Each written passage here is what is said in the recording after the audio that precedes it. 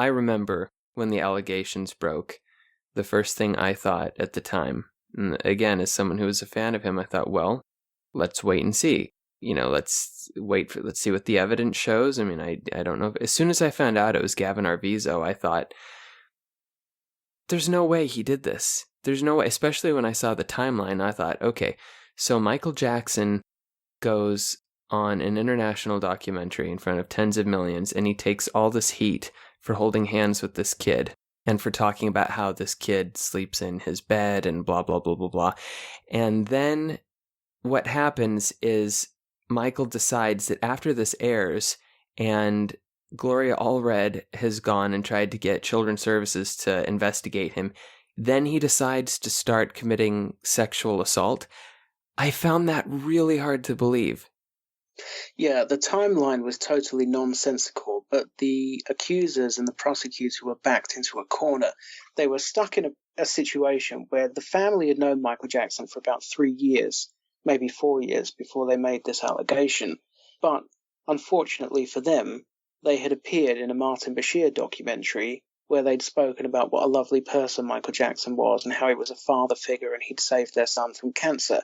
So it was not really feasible for them to then go on the record and say, yeah, all this time Michael was abusing Gavin and we just decided to lie about it on TV.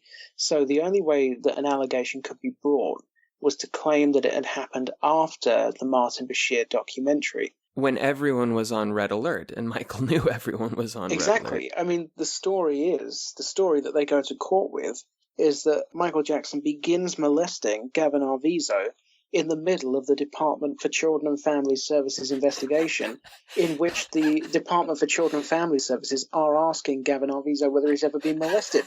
That is the timeline that they go to court with.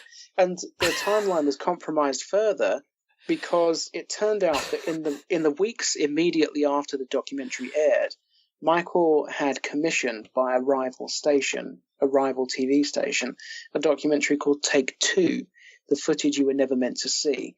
And it's a counterattack on Martin Bashir, where... Hosted by Maury Povich. Hosted by Maury Povich for some reason.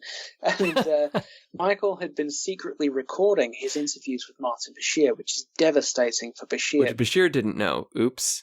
Because Bashir didn't know. And he's captured all this footage of stuff that Bashir has cut out of his documentary, and he's lied and he's omitted stuff. For instance, Bashir had asked Michael Jackson's team to invite a bunch of children up to the ranch. And they said, yeah, how many do you want? And he said, maybe 24. And they go, okay. So then they arrange for some kids to come up to the ranch. And then Bashir films it and puts a voiceover on the top going, I was disturbed that Michael Jackson continued to invite children to his ranch, and all this stuff. At his own suggestion. Yeah. For the Take Two documentary, Michael has recorded by his team a video interview with the Arvizo family, which is about an hour long in total, edited down shorter, and then it was never included in the show. They decided not to use it. But what happens is the prosecution finds out that there exists this videotape of the whole family being interviewed extensively on video for the Take Two documentary, albeit it wasn't aired, where they're singing Michael Jackson's praises and saying he never did anything wrong, he's like a father figure, he saved Gavin's life, etc. And so they add a new charge to the indictment.